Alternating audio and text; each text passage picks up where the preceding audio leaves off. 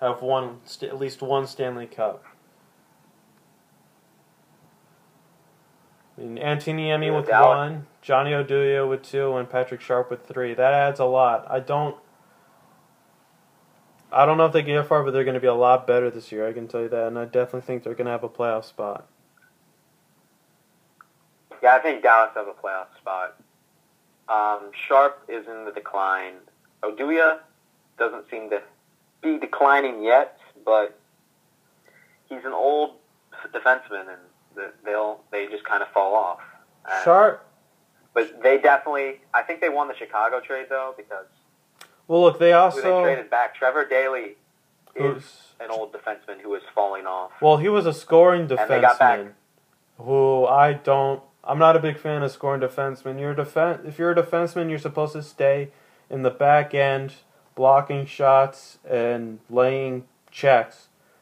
That's why my favorites have been Scott Stevens, Lindstrom, like guys who aren't as big at scoring as defending the puck, and I think that's what Johnny Oduya is.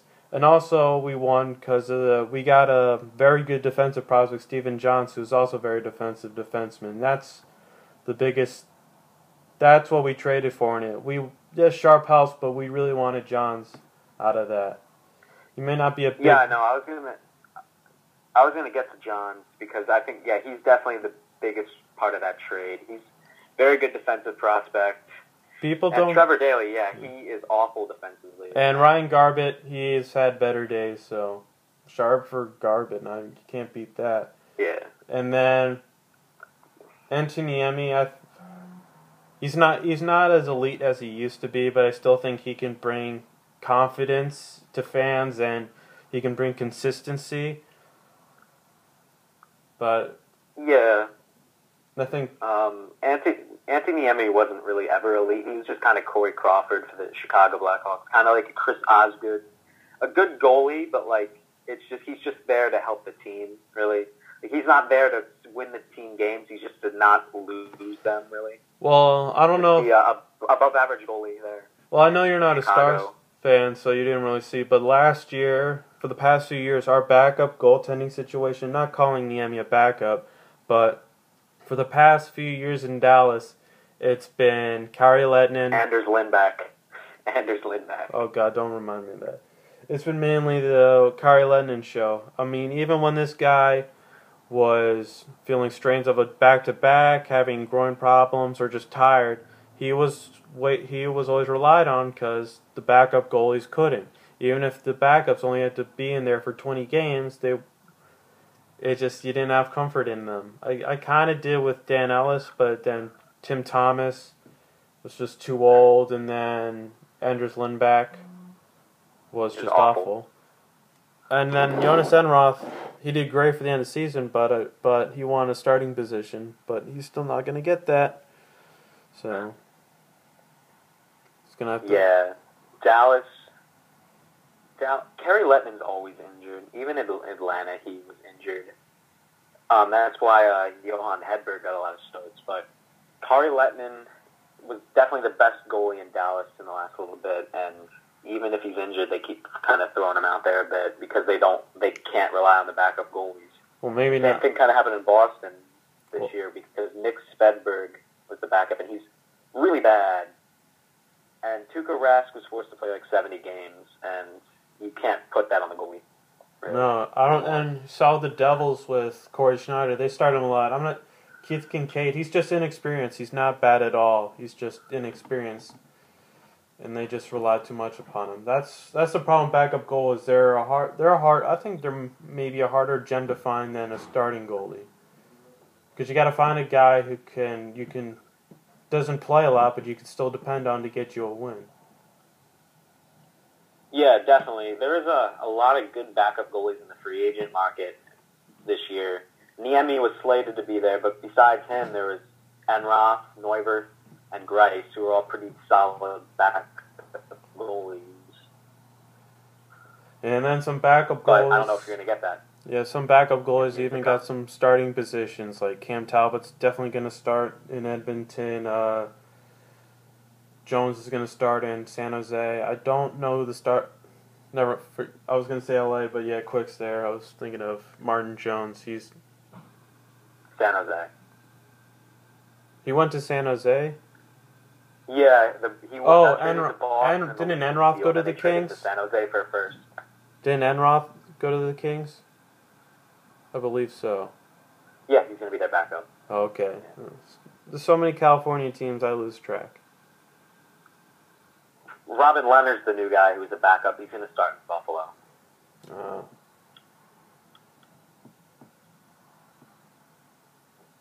Who do you think is going to be the backup in Boston? Like when they were playing the Devils, they mentioned that there were 6 backup goalies.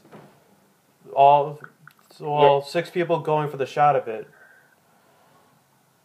Yeah, there's a lot of goalies there. I don't want Malcolm Subban yet. I want him to kind of sit in the minors. Do you think I've heard a lot of things about. Do you think he has any chance at NHL? Yeah, he'll be a good goalie. He's just got to get some more time and seasoning in the AHL. I think the guy who they should go with, I don't know, many people think this was the second goalie they put against New Jersey, Jeremy Smith. He had a .933 save percentage in the AHL. Why not give him a shot? He's kind of been a journeyman kind of around, but he's kind of stayed in Boston for a little while now. Just why not give him that opportunity? Because Jonas Gustafsson, I don't trust him. He's been really questionable at the NHL level. And Subban's young. Zane McIntyre is just right out of college. I wouldn't give it to him. So I would just go with Jeremy Smith for now.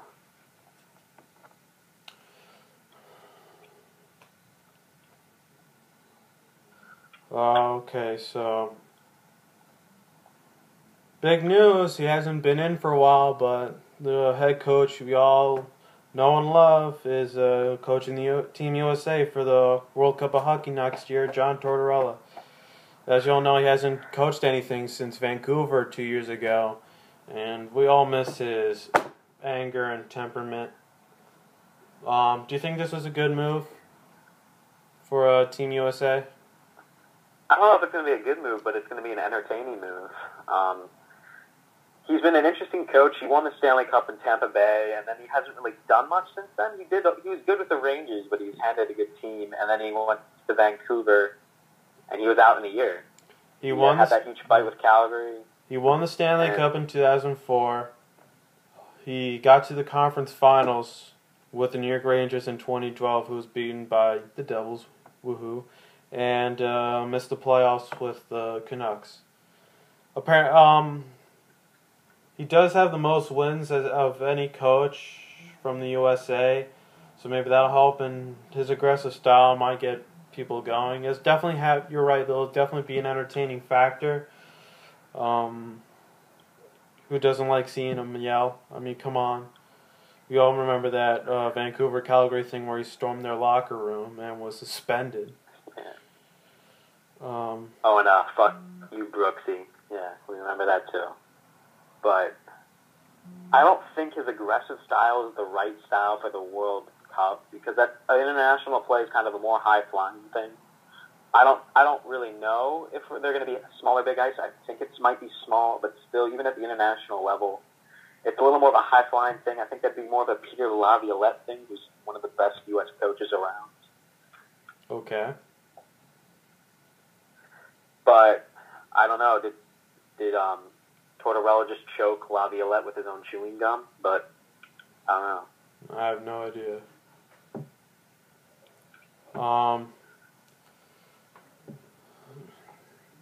And as we all know, Panthers are killing your Stars right now. What? The Panthers are killing the Stars right now in preseason. So. Yeah, speaking of preseason, I don't know. It's interesting, but I hate, like, in the NFL you can watch every preseason game, but in the NHL you can only watch your team once. And that's stupid. Like, there's no, like, live stream or whatever. That would have been really neat. I do think some teams do a live stream, so you just have to look for that, like, on their Twitter. They might post it. Yeah, like... I just, it's for every part now. Like, the Devils are doing it on MSG, their cable TV channel, but they won't live stream it on for out of market, which I think is really stupid. Yeah.